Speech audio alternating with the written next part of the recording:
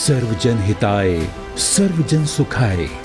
यदि किसी व्यक्ति ने इस अवधारणा को सार्वजनिक जीवन में लोक कल्याण के लिए प्रतिबद्धता के साथ अपनाया है तो वो हैं प्रधानमंत्री श्री नरेंद्र मोदी जी।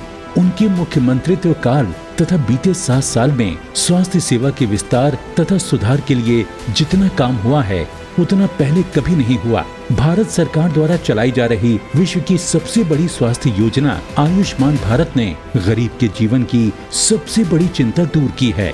इसी प्रकार रोगों की रोकथाम के लिए हेल्थ एंड वेलनेस सेंटर देश भर में उभर रहे हैं, जिसके माध्यम से रोगों की रोकथाम पर जोर दिया जा रहा है। मेडिकल एजुकेशन क्षेत्र में रिफॉर्म से चिकित्सा शिक्षा एवं चिकित्सा कर्मियों की उपलब्धता में व्यापक सुधार हुआ है। माननीय प्रधानमंत्री की कटिबद्धता से देश ने स्वास्थ्य क्षेत्र में अभूतपूर्व आयाम स्थापित किए हैं।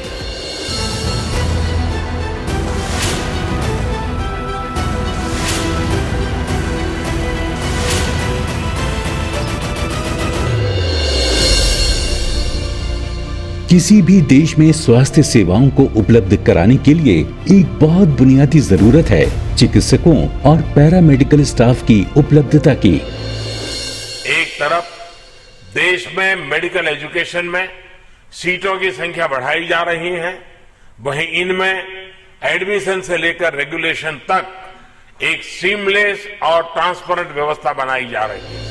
माननीय प्रधानमंत्री श्री नरेंद्र मोदी जी के ओजस्वी और दूरदर्शी नेतृत्व में भारत में चिकित्सा शिक्षा और स्वास्थ्य सेवा क्षेत्र में संस्थागत बदलावों के माध्यम से स्वास्थ्य सेवाओं को दूर दराज क्षेत्रों तक पहुंचाने के लिए कार्य किया जा रहा है। नेशनल मेडिकल कमीशन से देश में मेडिकल शिक्षा के विस्तार को गति मिलेगी, उसकी क्वालिटी में सुधार आएगा और करप्शन की शिकायतें दूर होगी। 2013-14 से पहले देश में कुछ मेडिकल कॉलेज थे और उनकी पहुंच में क्षेत्रीय असंतुलन था। इस असंतुलन को दूर करने के लिए जिला चिकित्सालयों को मेडिकल कॉलेज में बदलने का फैसला हमारे लोकप्रिय प्रधानमंत्री श्री नरेंद्र मोदी जी ने लिया। स्वास्थ्य क्षेत्र में काम करने वालों की उपलब्धता को बढ़ाने, मेडिकल शिक्षा देने के लिए मेडिकल कॉलेज के निर्माण में क्षेत्रीय असंतुलन को दूर करने, जिला अस्पतालों में उपलब्ध संसाधनों का बेहतर उपयोग कराने, स्पेशलिस्ट और टर्शरी देखभाल की सुविधा सरकारी मेडिकल महाविद्यालयों और अस्पतालों के माध्यम से उपलब्ध कराने की आवश्यकता थी। इस उद्देश्य को लेकर जो योजना बनाई गई, उसके तहत कुल 157 मेडिकल कॉलेज स्वीकृत हुए, जिनमें से 47 शुरू हो चुके हैं। इस योजना के बेहतरीन परिणाम देखने को मिल रहे हैं। आज हमारे देश में 854 की जनसंख्या पर एक डॉक्टर उपलब्ध है। पिछले 7 सालों में मेडिकल कॉलेज की संख्या 1.5 गुना तक बढ़कर 558 हो गई है। वहीं अंडर ग्रेजुएट की सीटों में पिछले 7 साल में 62% और पोस्ट ग्रेजुएट की सीटों में 78% की वृद्धि हुई है। बदलाव की इस लहर का एक बड़ा उदाहरण राजस्थान है। भारत सरकार ने राजस्थान के लिए 23 मेडिकल कॉलेज स्वीकृत किए, जिनमें से 7 मेडिकल कॉलेज बाड़मेर, भरतपुर, भीलवाड़ा, चुरू, डूंगरपुर, पाली और सीकर में शुरू हो चुके हैं। धौलपुर में स्थित मेडिकल कॉलेज में ओपीडी का शिलान्यास हुआ है और मेडिकल कॉलेज शुरू होने की प्रक्रिया में है।